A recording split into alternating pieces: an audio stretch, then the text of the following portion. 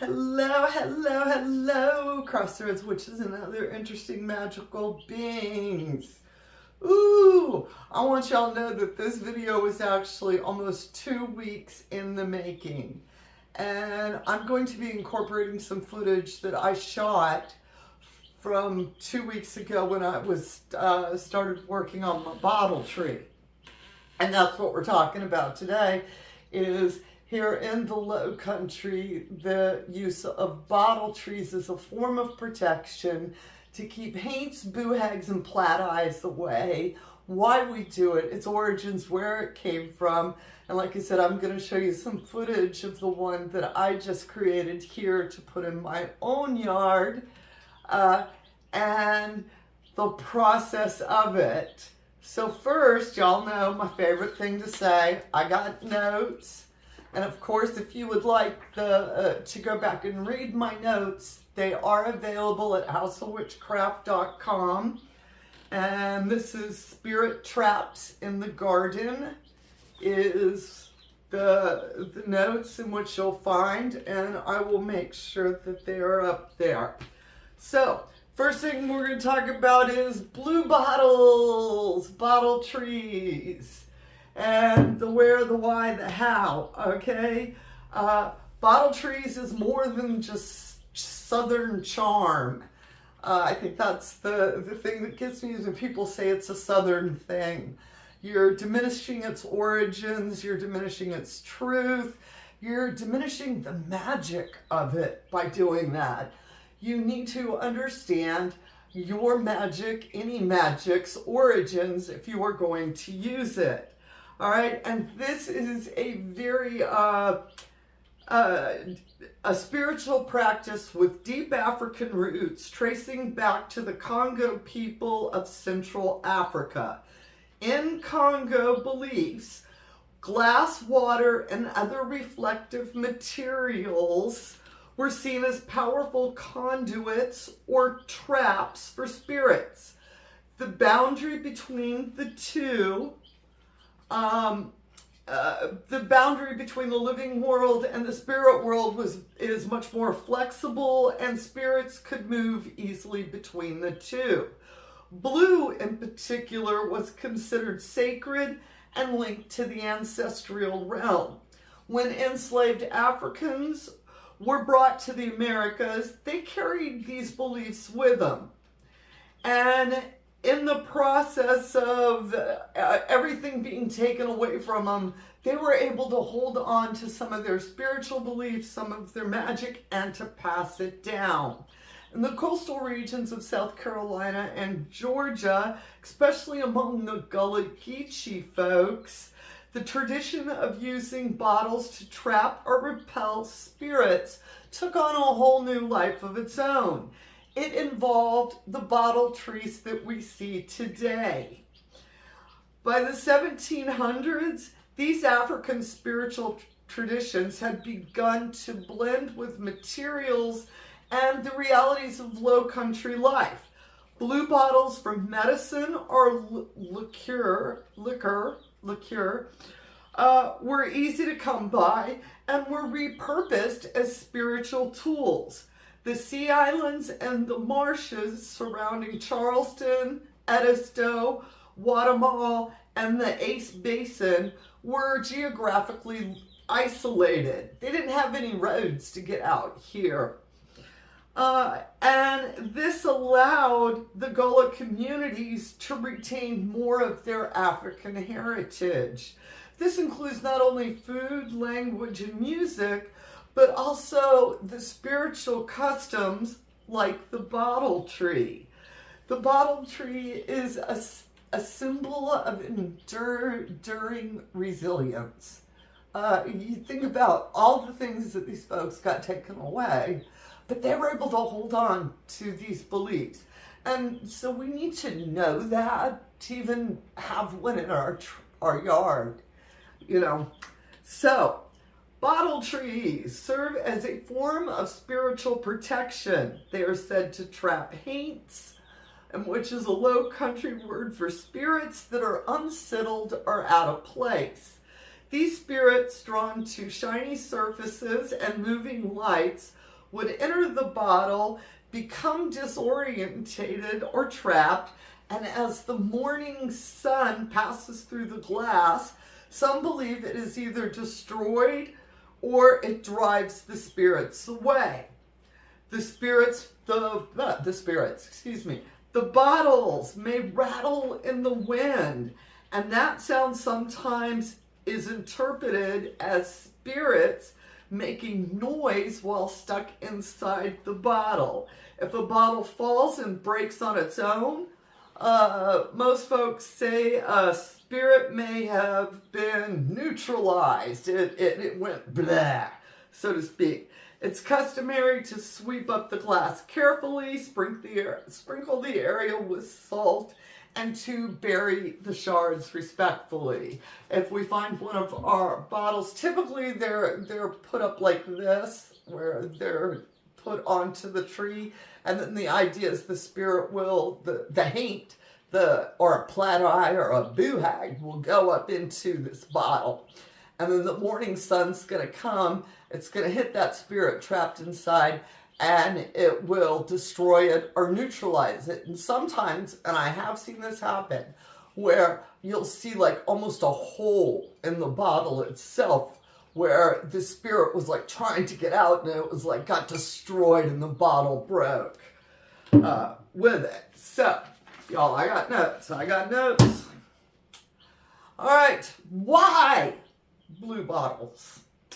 In African and Gullah spiritual traditions, blue is considered a color of protection. It wards off evil, confuses unwanted spirits, and marks the boundaries between worlds. This is the same reason many of the homes in the South have haint blue porch ceilings. We actually have a color, it's called haint blue. And if you especially come down here to Charleston, you see all of the porch ceilings, and sometimes even the trim around the windows is painted this soft, watery blue. It is actually a couple of shades lighter than the Tiffany blue that I have on the walls behind me. It is within that same color group. You will see some that are a little greener, little greeny tone, and then you see some that have like almost that underlying turquoise tone. All right. Now, you will also see not just blue bottles, you will see green bottles, which are often used to draw in good fortune. Clear bottles are a little more controversial. Some believe that they are ineffective unless they are ritually prepared or blessed. And here we are seeing more and more of those mixed bottle trees. That's what I created, actually. I created one with blue, green, and clear, and I did ritually prepare my clear bottles. Older bottle trees were often made from crepe myrtles and other hardwoods with bare limbs.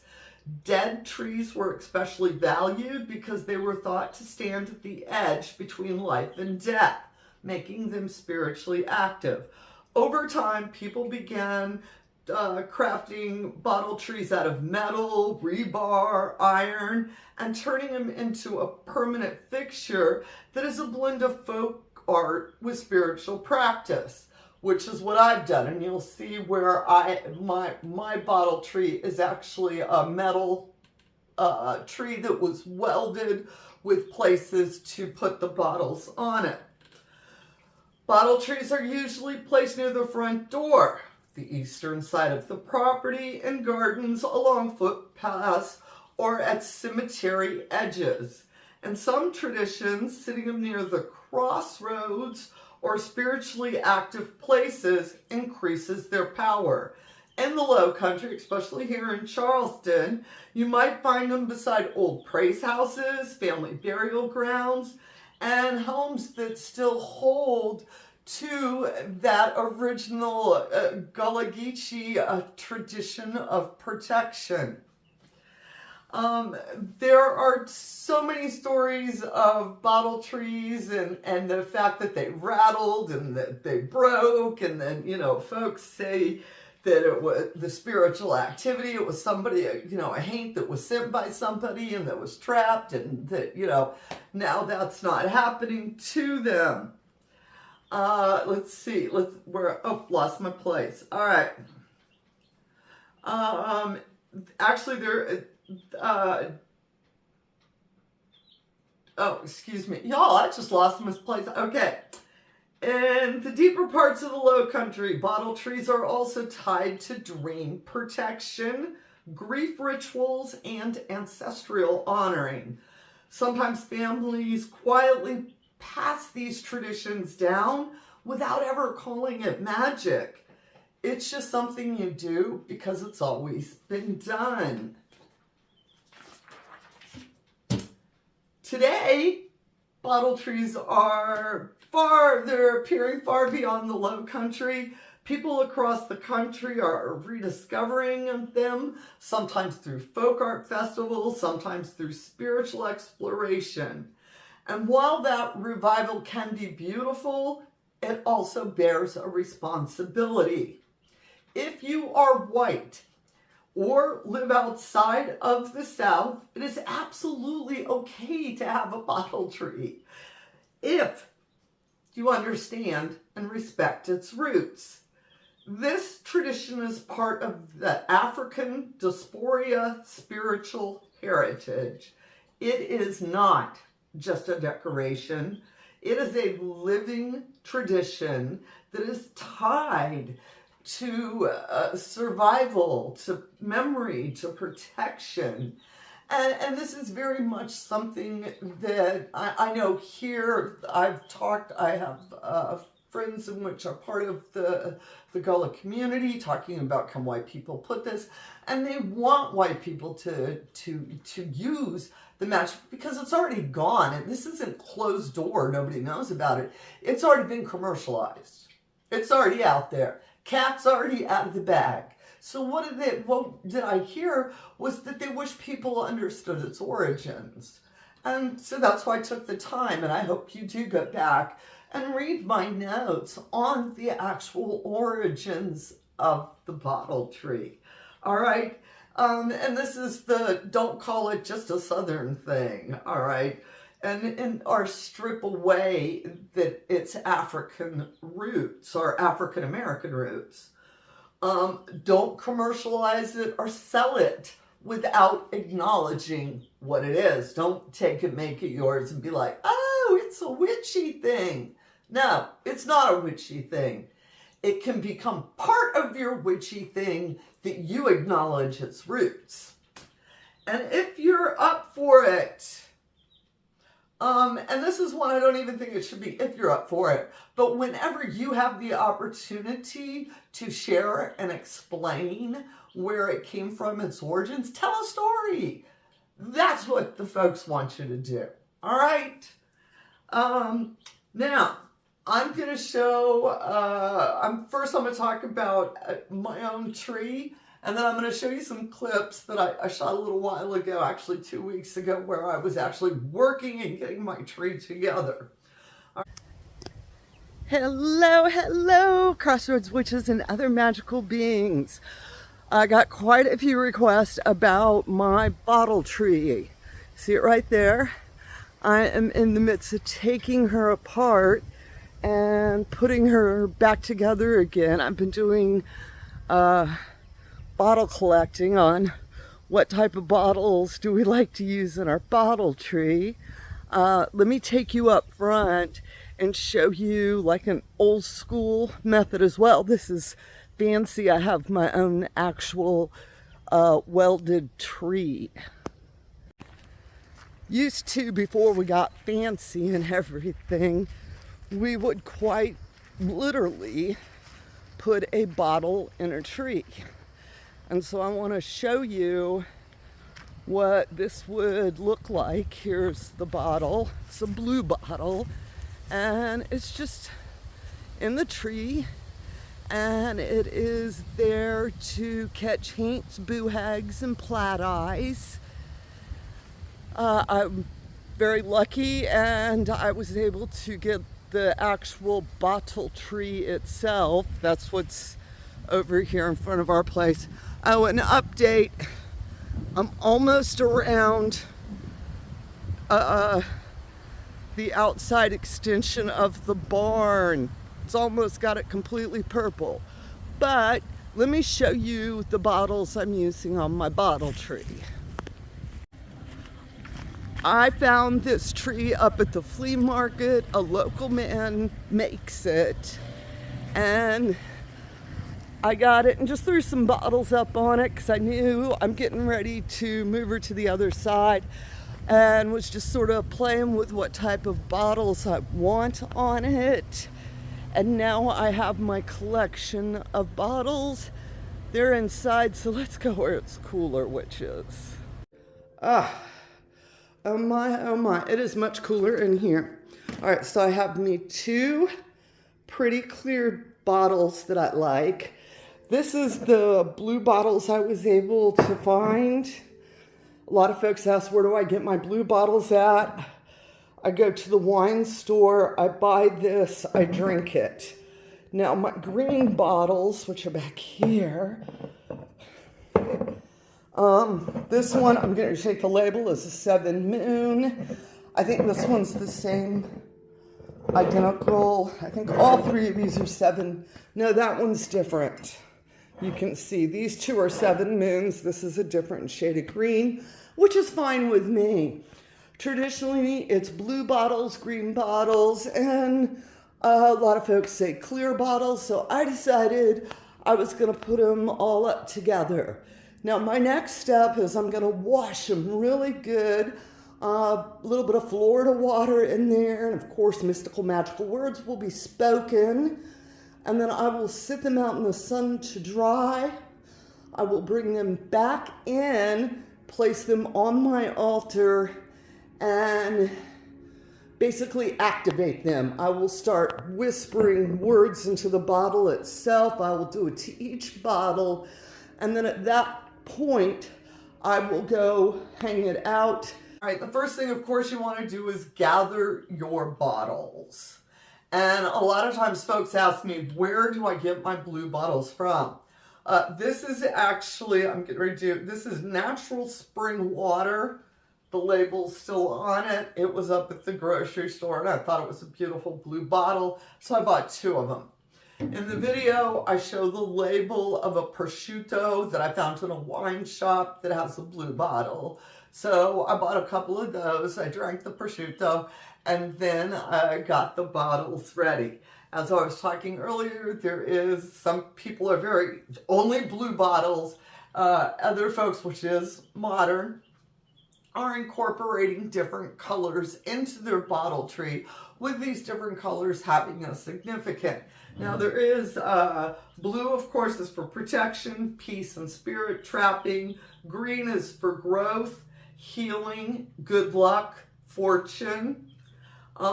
Clear is for amplification. I use personally my clear bottles is that the idea of like they're an attractor and that it's going to draw the spirits over to my tree and then they go up the blue tree. And the one color though that I did hear several folks repeatedly when I was sitting there talking about this tell me was, do not use red. All right, red calls things in.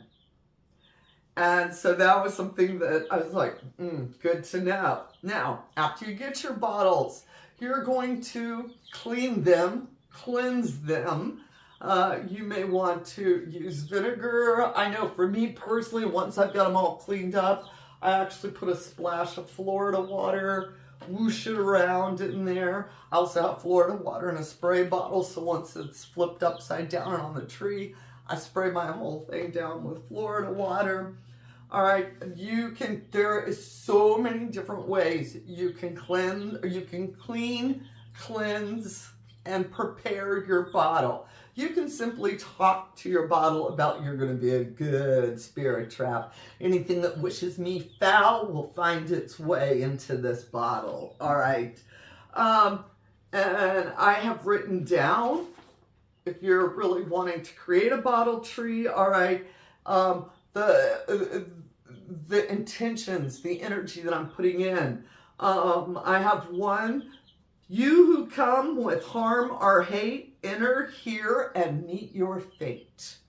And I typically like to have a short rhyming phrase. I don't like long, prose. I want to be able to chant it. I want to be able to build its energy. I want to say it repeatedly, all right? You can say something as simple as this bottle watches, this bottle protects. That's it. And then while you're doing that, you can be blowing smoke into it. If you, do cigar smoke, or if you use sweet burnt offerings, bundled herbs, so that you can go back and smoke it. You can put salt in here, shake it around, put in some herbs of protection, shake it around, whatever you're feeling called to do. All right. Some speak to the ancestors and the spirits while doing this, asking for help in keeping the home safe. Now, once you've got all your bottles together and your bottle tree, and which again, I have a clip. Good morning, witches. This is part 2.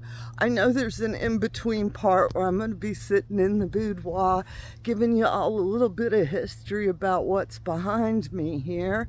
I have finished, put it up.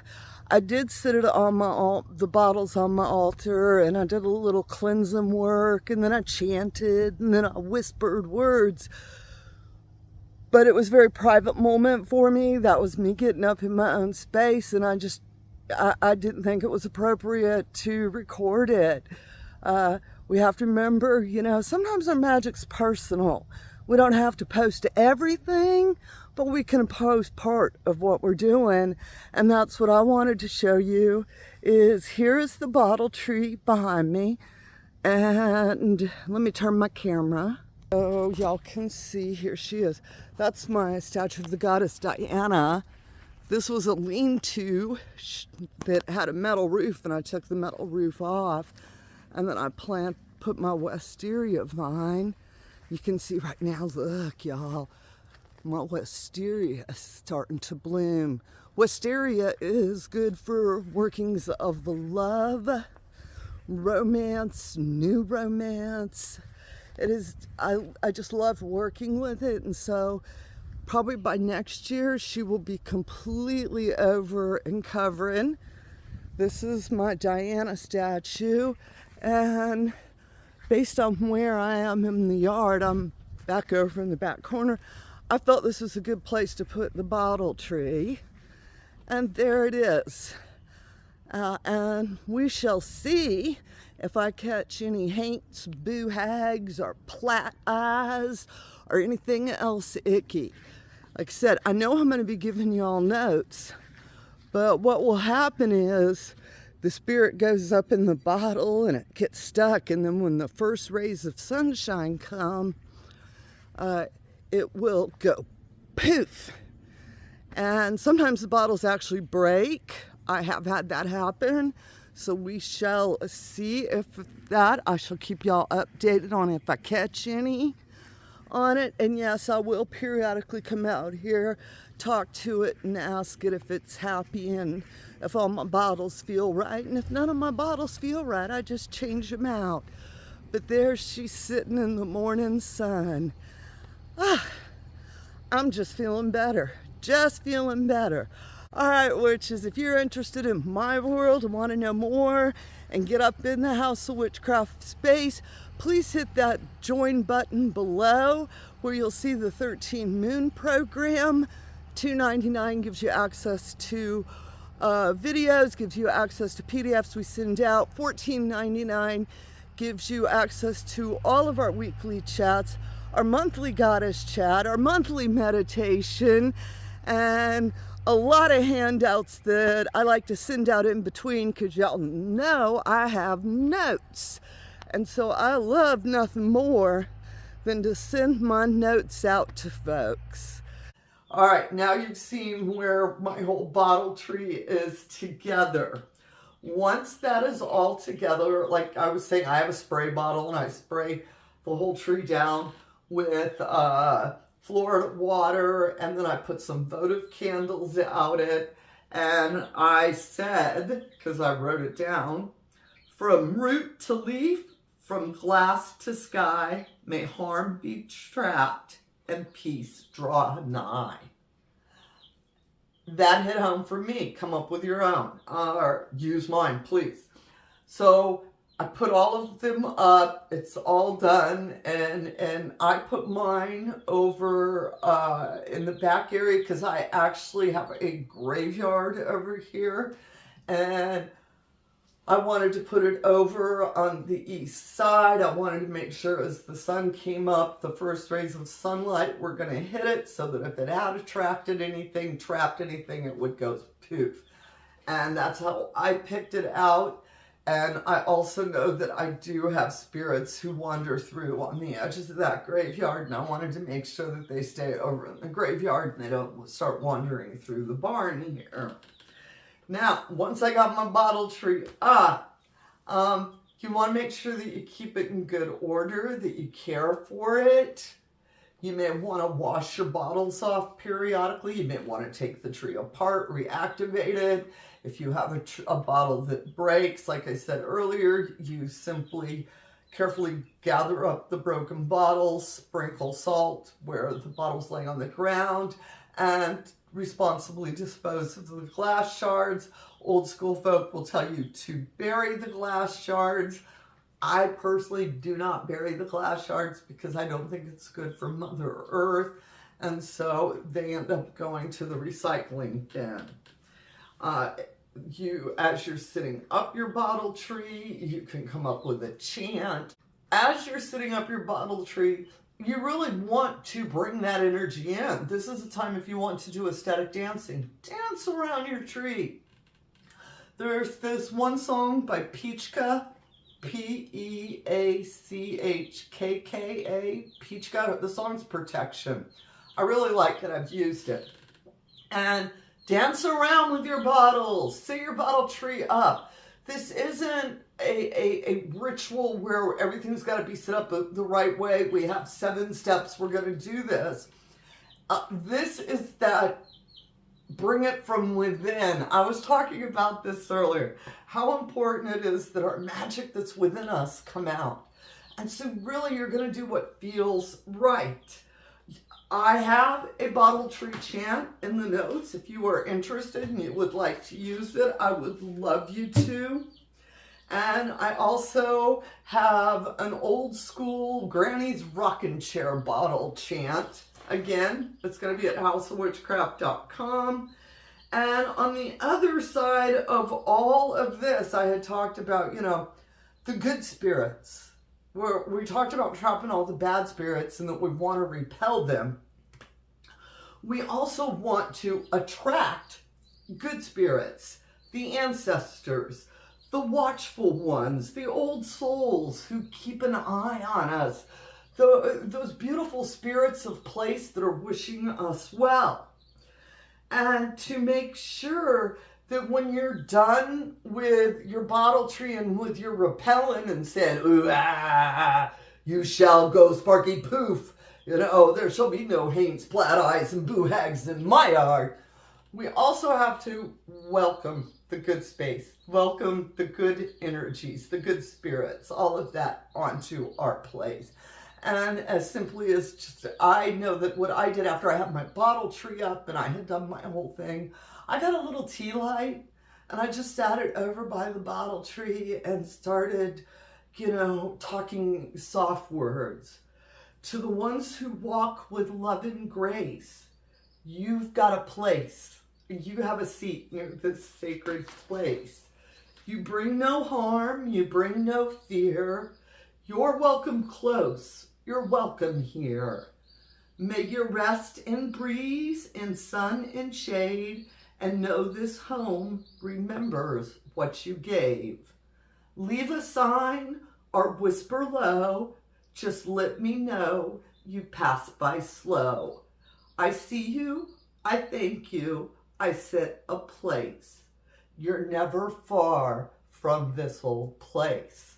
And that was my closing, was to make sure that I welcomed in the good. And I really hope you like this, you enjoy it. And for those of you that are compelled to put a good old bottle tree up in your yard, it feels like the right thing to do, then get out there and do it. All right, witches? This is a magic that has grown outside of its origin of place. The folks that developed it want to share it, but at the same time, they want to share it with folks in which are willing to carry the story of it, the origins. So if you feel like this is something that you want, please go do it. And I would love to hear all of y'all's comments about this. What are your thoughts on it? How do you feel like you can put it into your practice, or if you even want to put it in your practice, you know? Definitely. Like I said, for us, down here in the Low Country, we have been a funky gumbo blended of African diaspora magic with European charms. We've lived side by side, and our magic got like this. And even though it's all around me, and I could very easily be like, well, it's a Charleston thing, that's not its truth. And how important it is that when we are embracing the magic that's within the dirt we stand on, that we make sure we are truly honoring it, and that we are able to tell the story of it. And so that when, you know, the ancestors hear us speaking and carrying this knowledge, you're getting that little extra nod. And in today's world, we all need a little extra nod of approval. So, with that said, witches, I hope you enjoyed bottle trees, spirit traps in the garden, and of course, it never changes. It's always the same. Get out there, fly those brooms. Have a bright, blessed day. And as always, amen, blessed be, ashe, and a bobo.